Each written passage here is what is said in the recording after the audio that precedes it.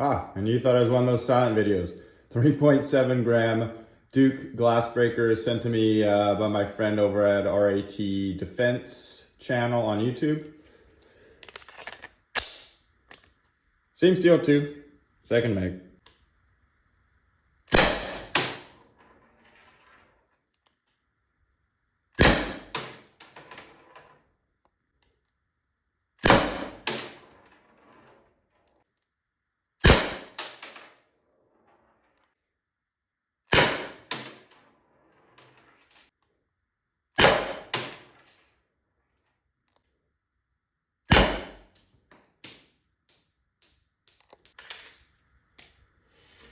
Hey guys, Sean, Let's Live for Dummies. I know it's been a long time coming.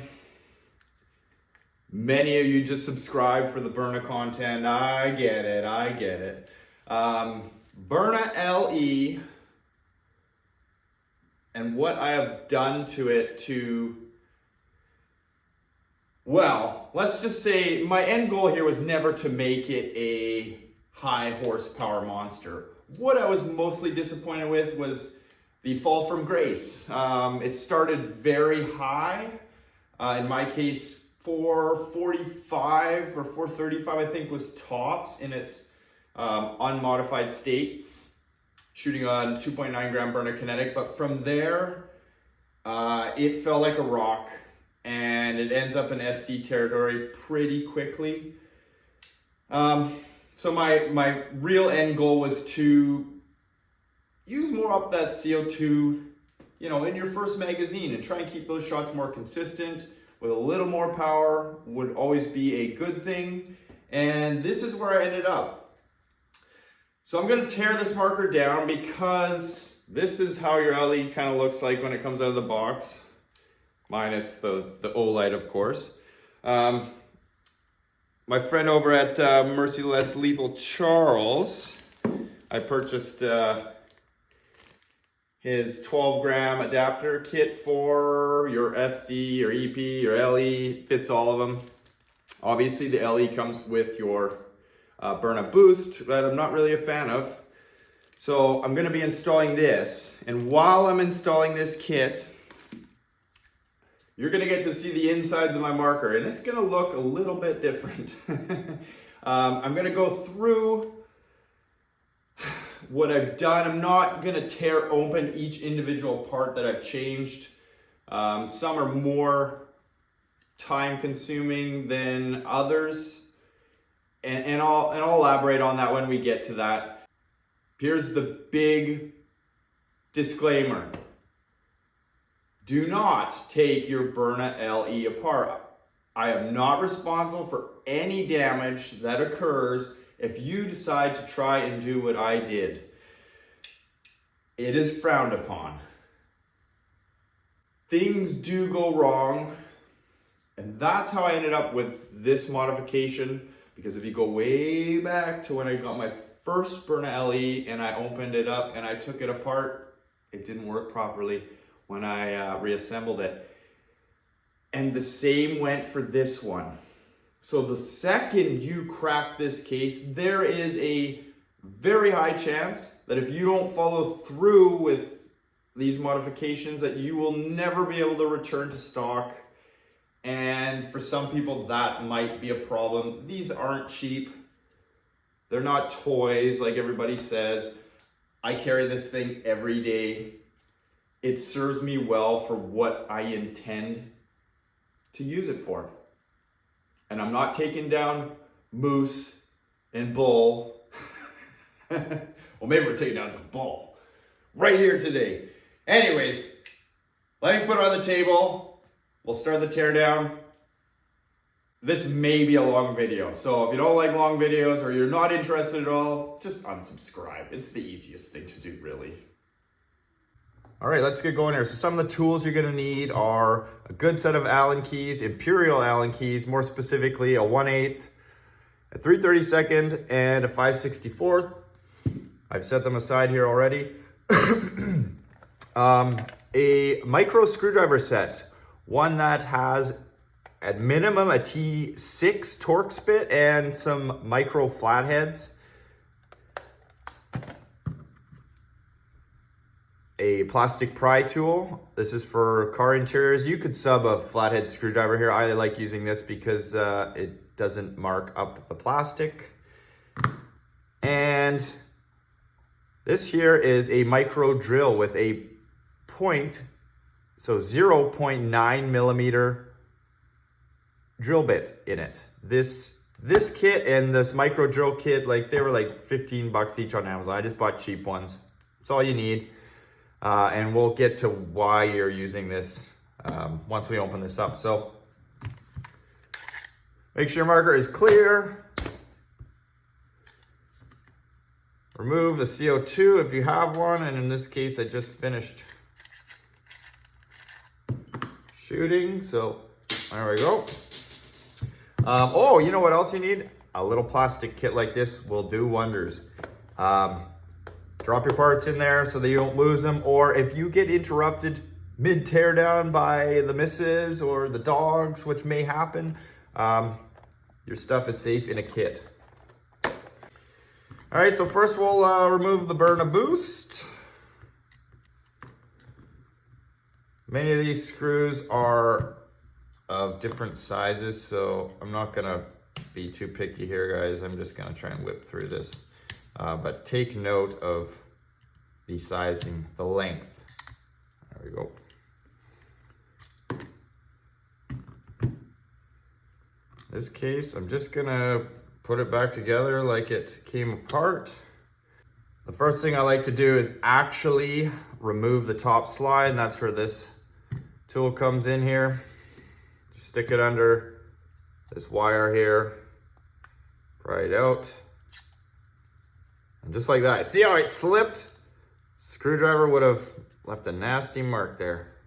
Once you get it started, just pull the wire straight out the back, set it aside, lift your top cap off, being careful of this flapper here. This is a ball indicator. There are two little springs under there.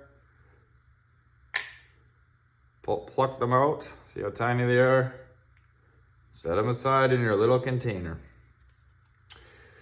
From here, I like to remove we're gonna call it the driver's side selector switch. I only remove this side. It's important you only remove one side when you're splitting this shell, because if you remove both sides and you split it and the selector pin comes out, it is a nightmare to put back together. Not impossible, but it's really fiddly. So we need a T6. Everything is lefty-loosey on this marker.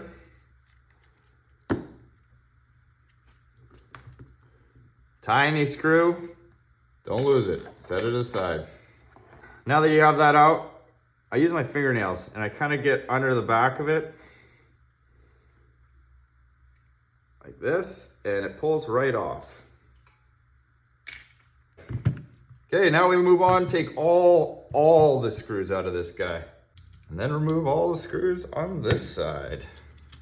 You can see I'm not really too concerned about the lengths here because I've done this many times. These three have nuts on the back, so they're gonna fall out. Now we split the case. Carefully. I start at the bottom here, I kind of use my two fingers, and then I move up the trigger guard here, and you can see there's kind of a little slot there that you can put a tool in, but I don't like to do that. I like to use my hands and then use my plastic pry tool when it's wide enough to get it in there. So do it when it's down on the mat and just kind of give it a little flick like that. Usually what happens is the front sticks here, and once it's open like this, then I use my tool.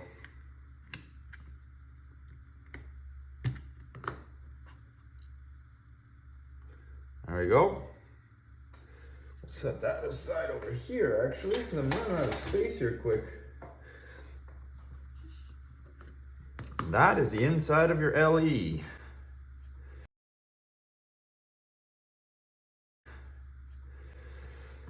Okay, let me just run through what I've done before I kind of dive into it a little bit more. I do not have a schematic of this marker, so I'm gonna I've kind of picked up some things along the way, and even then I don't know if that's the name I'm saying is attached to that specific part. I'm just making a visual reference based on the name that they've chosen. So you can notice there's no spring here. Where's my other container? This is my Byrna container.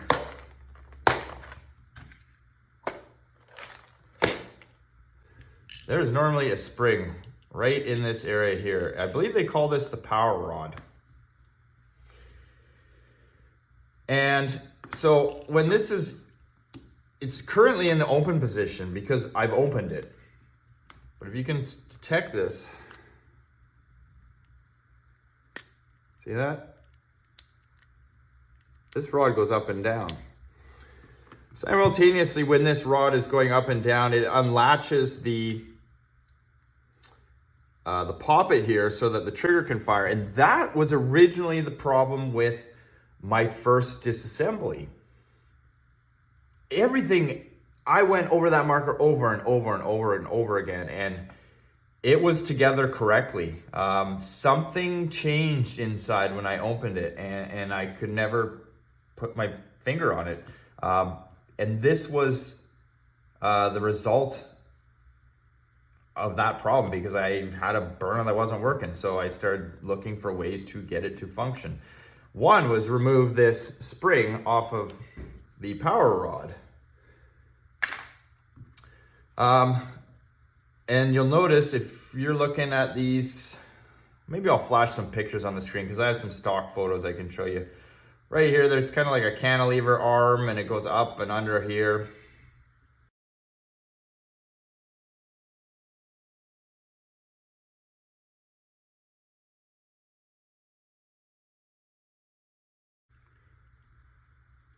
And that's what unlatches this poppet. I have drilled the piston that is inside here. I'm gonna call this a regulator for all intents and purposes. It has the factory spring still inside. I played with different springs here, and it was sporadic at best. The factory spring did seem to work the best. I'm gonna revisit this again. I'm not done with this marker, but I'm happy with it. It's been performing long-term here. So I've drilled the piston in here. I've also, inside the air valve here, I have removed this brass collar, which I think is like a CO2 diffuser. It's found right inside here. If you go back to my first video, I actually did crack this chamber open. Like I said, I'm not gonna do it this time. Your safety, don't lose that. Take your barrel out. That is your CO2 adapter, I guess. So we're not gonna use that because we're putting in the merciless lethal one. There's this little block off plate. It goes in the rear like that. And if there's one thing I can tell you guys, I should have said it before, but when you get to this point, when you've actually cracked the shell, take a picture. I'll flash one up there, but a picture is worth 1,000 words. Gonna take this top cap off here. Now is the time I'm going to remove this selector. Actually, not yet. Not yet, because we're about to lose some stuff here. This sleeve here, and there's a spring attached to it. Pull it up, set it aside. There's your spring, set it aside. Now I'm gonna remove this other selector screw here. This may be Loctited, so be wary. And what I'm doing here is I'm using my thumb and see this little hex pin here? I'm putting some pressure on it because I don't want that pin to pull through. It was my fingernails just getting underneath it here. Like that, comes off. It's important to note where your selector was. It's gonna be hard to see here, but down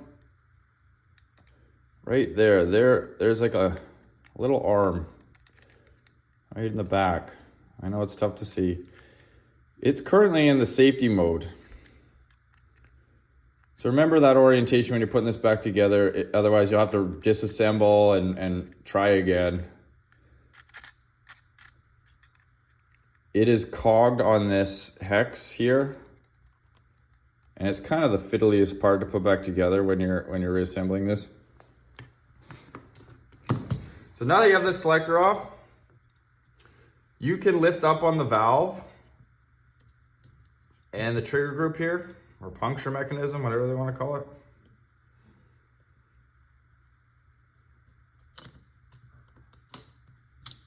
And I just tapped down on this arm so it didn't pull up, the trigger arm.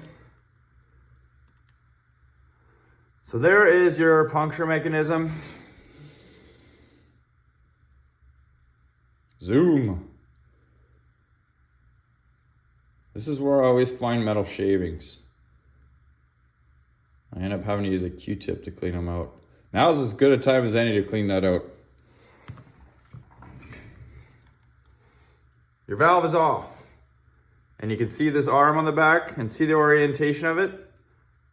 It's, in this case, mine's straight down. Yours might be cocked the other way, and I'll show you. So this is fire. Safety. Nope. I don't know, one way or the other. I can't remember, but I'll figure it out. I've done this before. But whichever way this is facing is gonna dictate where your actual selector is on the marker. So if it's wrong, you're gonna know it and you're gonna be pissed and you're gonna have to open it up again and try and redo this. It comes off and it's gonna fall off, so just take it off. But remember the orientation. And it has to be in the click. You hear that click? And that's what I mean about pulling this pin. If you accidentally pull this pin out, there's a set screw there and a ball and a spring, or not a ball. Geez, I can't even remember what it is in there. I think it's like a little, a pin that has to be reset, and it's kind of finicky to do. So if you pull it out, and then you also might lose it because when this pin comes out, it can just kind of fall out. So don't pull the pin out. This is where the brass sleeve is located. It is inside this chamber. And this is where I'm not gonna show you how to open it, but you can see in the other video. Use a flat blade screwdriver. We will get one out here. A micro flat blade. And there is a retaining ring in here. If you look very closely, it's super hard to see, but it's there. There is like an edge where you can put your screwdriver down. Sorry, the shadow is bad here, but I'll show a picture of this ring on the screen.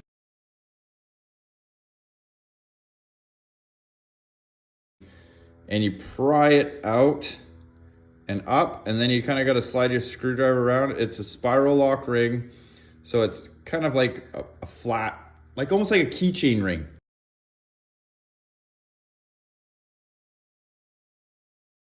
Yeah, there's a good analogy. You kind of pry it out of the groove that it's in, up, slide this around, and then you can pull this whole chamber out and just pluck this thing right out of there. Done. put the chamber valve back in. While you're in there, have a look. Look at the O-rings, because doing this modification, you could blow O-rings. I haven't blown any yet. I'm expecting it to happen eventually. And since Byrna doesn't supply parts, it'd probably be a good time to maybe size the O-ring and get some, so we can build it back better. Getting that spiral lock back in there can be a little finicky. You kind of gotta get the first bottom ring in and then kind of pinch it and work it around and pull it, because it spirals, right? And that's the part I'm not going to show you, but I did do it in my first video. I'll put the link in the video description. It might be beneficial to watch both of these, because this one seems like it's kind of getting off the rails. Okay, so you've removed the brass diffuser, collar, whatever you want to call it. You've reinstalled your spiral lock. This is where your, well, what I'm going to call regulator is located. What you need here is, I can't remember. I think it is a 1.5 millimeter Allen key.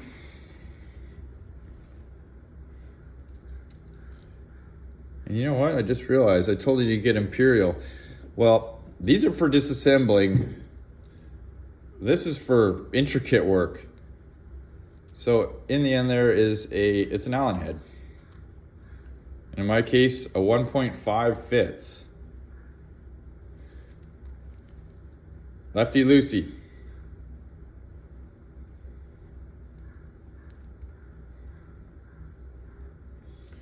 This little threaded cap has an O-ring on the end, and it's difficult to pull once you get it loosened off.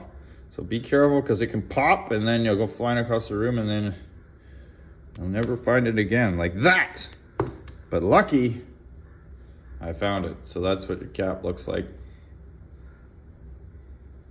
It's just a sealing cap. Inside is your piston. I use a small Allen key. Smaller Allen key.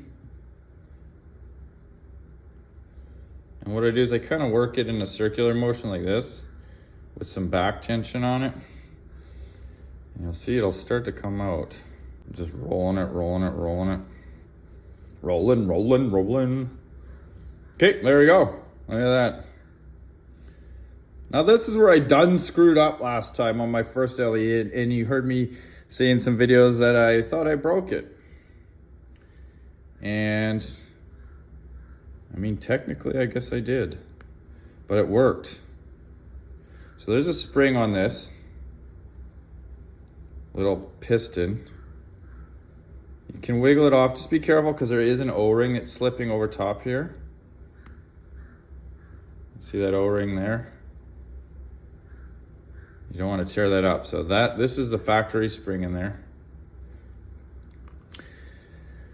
Originally, when I did all these modifications, I left this untouched, and what I got was a very erratic FPS.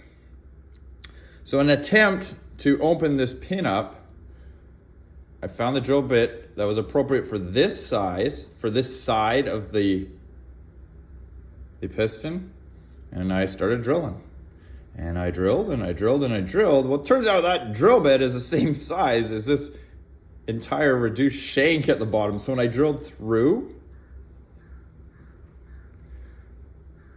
I lost this whole end piece. Like literally just, it fell off because I drilled into it and it was gone. So this O-ring is hanging on by a thread. And I was like, ah, dang it. Well, it's a Hail Mary, guys. I put it back together, and lo and behold, my erratic FPS was gone. So it got me thinking, well, instead of trying to drill the big giant hole through there, I found the size of this one, which by my drill bit set was a 0.9. It has some sort of like epoxy filler in the end. That's not really focusing there, is it? It's tough to pick up, but it's not brass on the end, it's epoxy. Now, could I have heated it up and melted it out? Yeah, possibly. That would involve removing this O-ring and this O-ring because this thing would get really hot, and I just wasn't prepared to do that. These tiny little O-rings like this, if you have to replace them, tend to rip and tear when you're removing them. So being I didn't or wasn't in the mood to be searching out O-rings, I just matched this hole to a drill bit, which was 0.9. I slipped it down the back. And this is literally just like a hand drill. You just kind of palm it and keep spinning and spinning and spinning, and you can see it came out the back or the other end.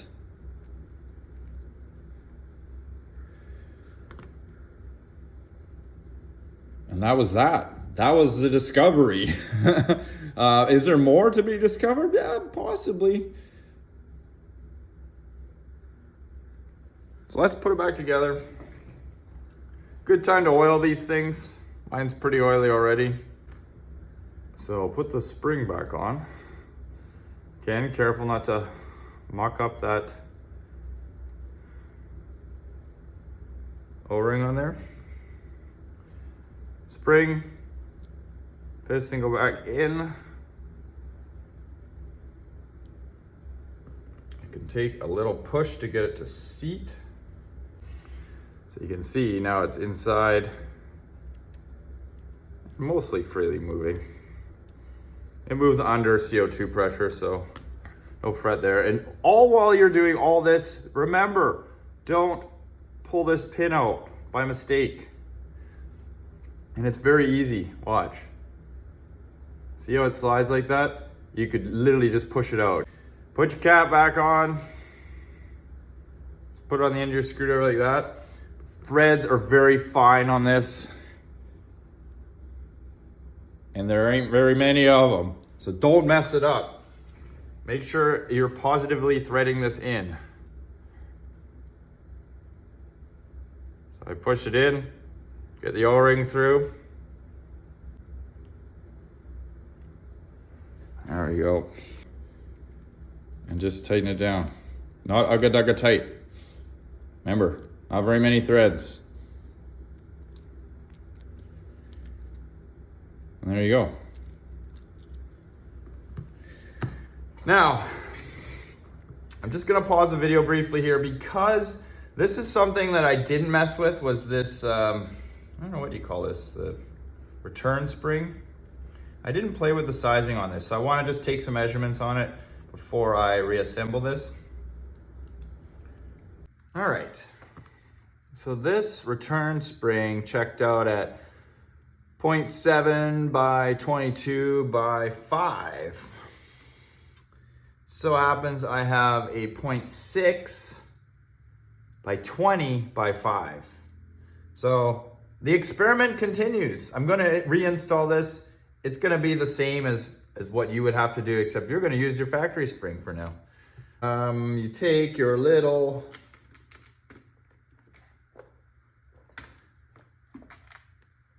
tab here. Now you think it'd be easy just to stick it on, but it's not. It probably won't stay. You might get lucky. I'm gonna try because I said you can't.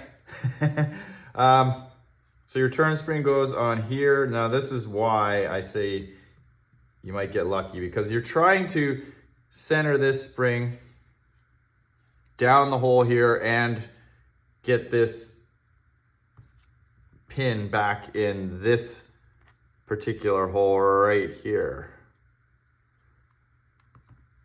Easier said than done. Oh yeah, and don't forget, remove your power rod spring.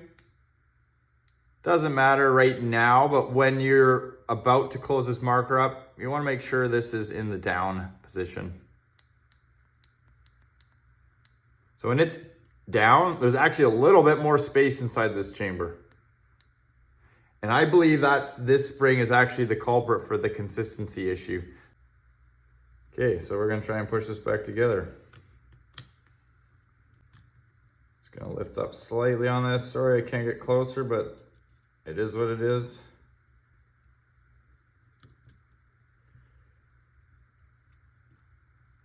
And so I've got the spring located in there. And now this trigger arm's kind of in the way, so you kind of gotta pull it. Get it down.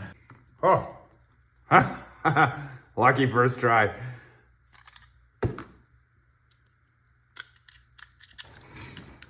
So make sure this arm is kind of laying flat. It might pop up time to time, so just you kind of gotta pull it, but you can see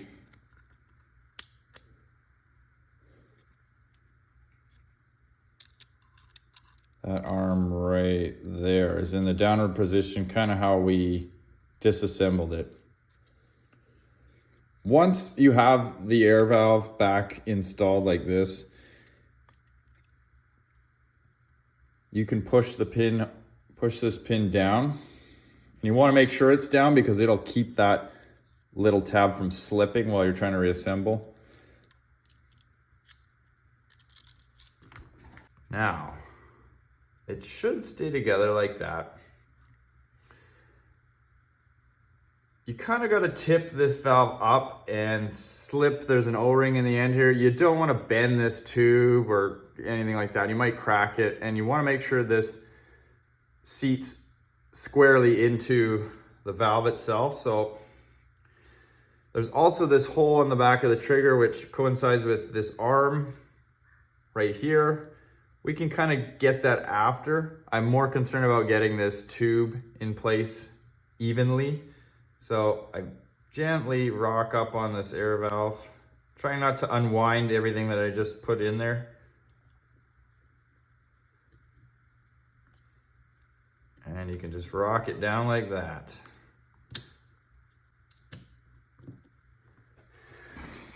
Now, you have to get this trigger arm onto, I don't know if you can see it there. See, I'm kind of pushing the arm with my thumb, and right there. Now that's interlocked. You can't forget your barrel arm? I don't know. There's a boss in the clamshell right there. And it does go a particular way. Not like this. It goes like that.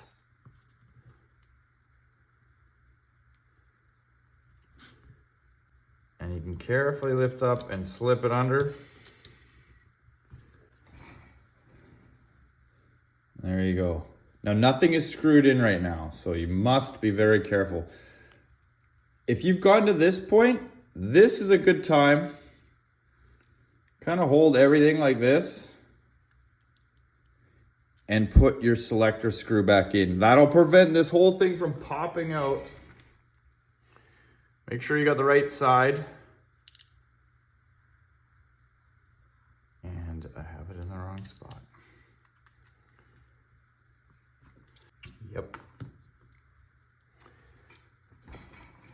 So what's happened here is, because when I was showing you guys and I fiddled with this tab now in this vertical position is incorrect. It has to be clocked back. So I have to gently lift up.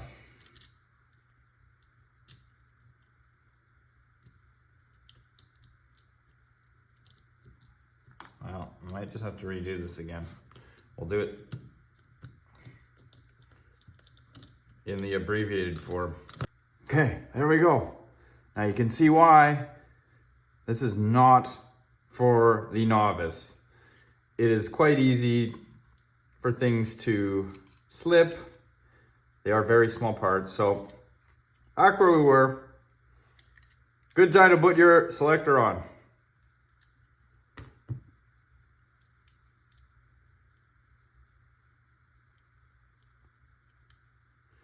So I've just got it fitted. I'm holding everything on this side with my hand. Oops. You want to hear that click. If you go one direction and it doesn't click, it's oriented wrong. The click means you are correct. Put your screw back in now that you have confirmed it is correctly oriented. Oh, I can't get that out with one hand, so I'm just gonna do it by hand, and really that's all you need at this point. You can tighten these screws sufficiently with just that little nub on there. They're just little guys, so don't ugga-dugga them. Final assembly here. This spring that we took out earlier, there is a hole. It's hard to see because it's all black, but right here there's a notch. And there's a hole that coincides with the long side of this spring. So you just put it in there. And there you can see it. It's right in that hole. Take this pin that you took out. You gotta go in the spring and then through this cam here. So you're kind of loading the spring up. And there you go. Before we slap the clamshell on, I'm gonna put my Mercy Less Lethal adapter in here before I forget, because it wouldn't be the first time. It fits. Do I got upside down? What am I doing here?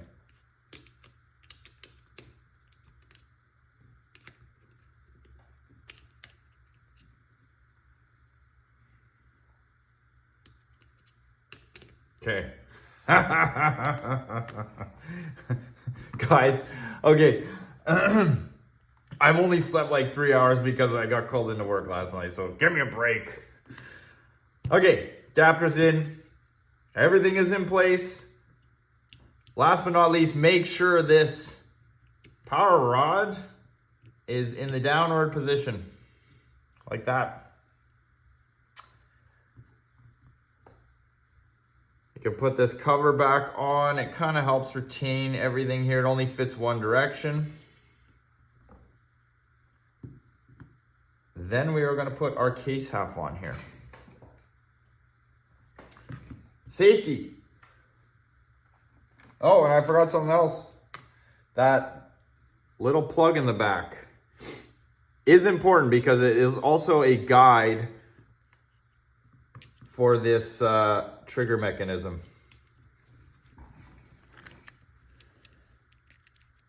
You can see this kind of winged looking thing here. It rides up on this, or at least helps keeping it from dropping down. So it's important you put that cover back on. You saw that pin that fell out earlier? That was part of the pivot mechanism that we've removed here. I just put the pin back in because it probably helps, you know, locate the whole case halves together. And our safety.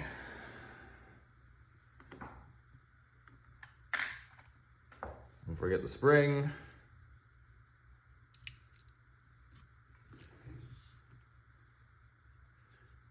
Together we go. Line up your safety. You know what? I forgot the barrel. Oh my gosh, guys. You know you're tired when. Okay, don't forget to put your barrel back in. Oh, pretty important, right? You could put it in after. There's a notch in the bottom here. That faces down your mag well. That's so clearance for the projectiles. The rubber washer on here, or whatever that is, plastic, goes to the back, and this arm fits in between this and the spring. There are 2 pins on the front. You'll have to locate one here. And you kind of just roll it in.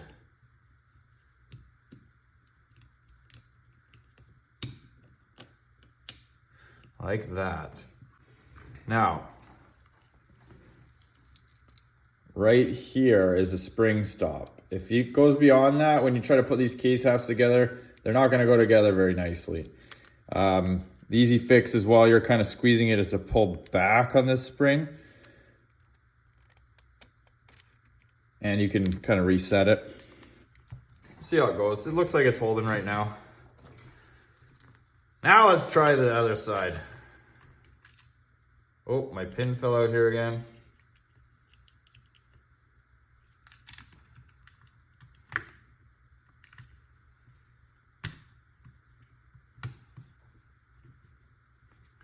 Carefully squeeze it.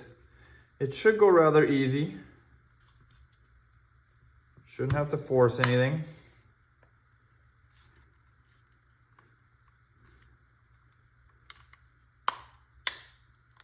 Now, you can see it's together. Just check your trigger mechanism. And mine is working. If it's not, kind of got to pull back on the spring and let it go again, and it should reset in these little grooves here. I always start with this main screw in the back here. It is the longest of all of them, so I'm just gonna dump these all out here because I only know them when I'm looking at them all. The longest screws are 1, 2, 3. The longest screw is this very rearward one. Put a nut on. And tighten it down. I wouldn't really just go kung fu tight right now. Just snug them up. The next longest one is the base of the grip here. Oop.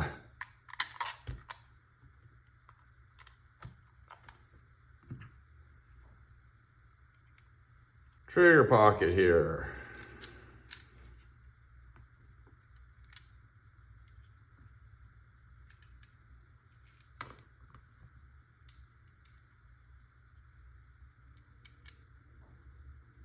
What you're left with are 2 short ones and 2 shorter ones.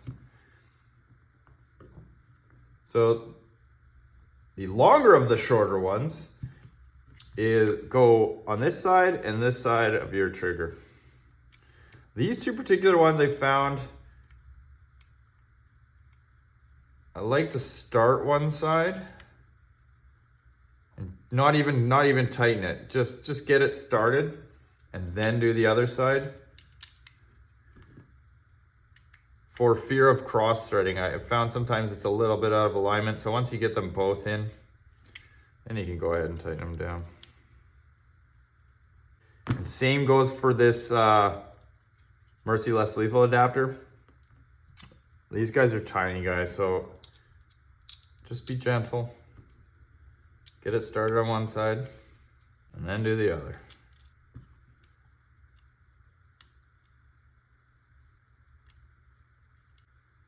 Oh yeah. Just put my cap in the back there.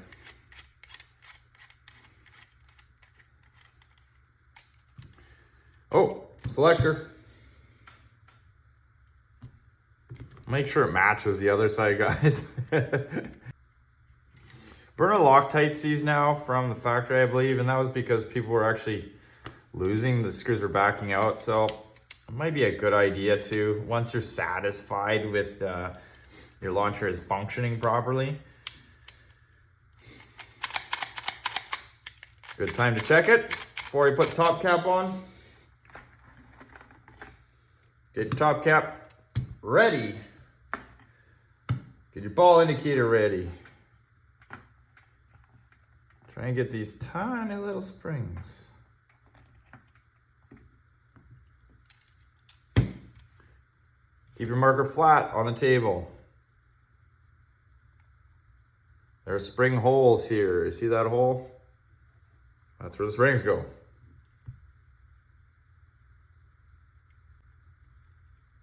There you go. This ball indicator has two little divots on it here that, and this kind of round cross section that it pivots. So there's a little notch here that this rests on, and then the two pieces rest on the spring. Again, keeping your marker level. Top cap. Try and put it down square.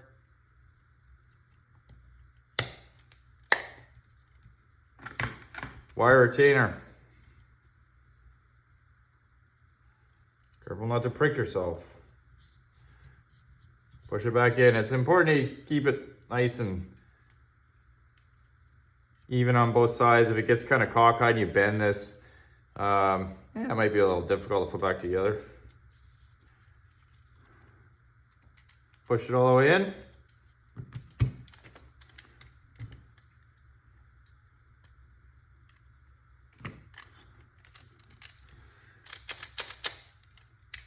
There you have it, guys. I want to test fire the spring. I'm not going to show it in this video. I think it's long enough as is. Maybe not as thorough as my actual takedown video of the LE, and again, I will link that in the video description below. This was more about showing what modifications I had done. It was kind of fast and loose and maybe not as thorough as you guys are used to, but maybe that was on purpose, so you don't get yourself in trouble. If it seems too complicated, just don't do it. Don't take your Byrna apart. Well, let's go see what this thing can do. So here it is with a lighter, shorter spring. Byrna Kinetics. Do we get more power? Do we get malfunction? Who knows?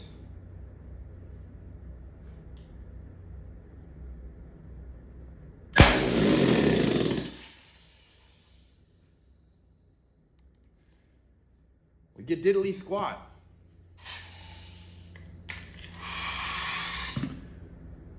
Back to the factory spring for the time being. Just like that. That was the spring I put in. That's the factory spring. Ah, damn magnetism. What is this voodoo? Where'd they go? There they are there. You can see, spring I put in is a hair shorter and it was a smaller wire gauge, so no go. You can see when I'm not doing a video, it's a little more disorganized because I'm not attempting to demonstrate anything. I just know. Well, guys, that is a perfect example what happens when you take your Byrna apart. All this was from going through problems like that. And there is no guarantee, even if you put your marker back together, how I showed using the factory springs, that you might not run into a similar problem. And then the onus is on you. I will help. I will do my best to help, but you gotta seriously ask yourself if you are capable of messing with those tiny little things in there. Okay, put the factory spring back in. See if it works. Puncture. This marker was averaging 450. Byrna Kinetics.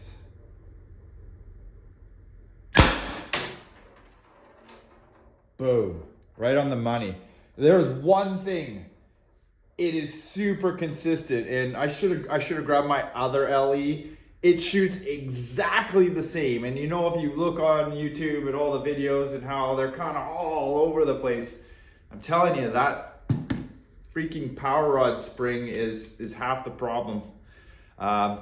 Springs just aren't exact. In between my two LEs, This spring, although the same length, this coil spacing seems a little different. So Byrna might be messing with some of that stuff without our knowing.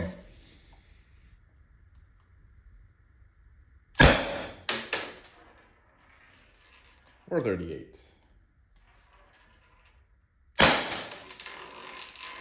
Well, 14. I had to put my curtain up there because, yeah, these little kinetics, the Byrna kinetics, they like to ricochet like crazy. Hey! 376, just like that.